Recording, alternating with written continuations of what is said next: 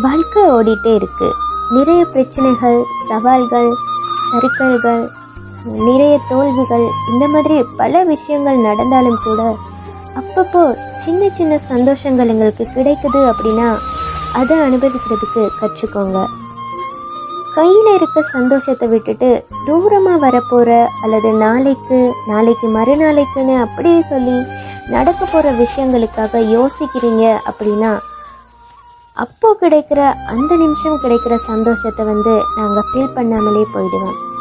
So life long நமக்கு சந்தோஷம் கிடைக்க போகிறது கிடையாது.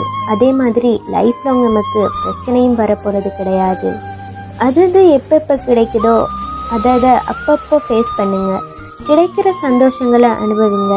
ஏன்னா இன்னைக்கு கையில் இருக்கிறத விட்டுட்டீங்க அப்படின்னா நாளைக்கு கிடைக்குமா அப்படின்ட்டுன்னு யாராலையும் சொல்ல முடியாது இல்லையா? ஸோ இதுதான் லைஃப். அதில் கிடைக்கிற எல்லாத்தையும் நன்மையோ தீமையோ எடுத்துக்கொள்ளுங்க.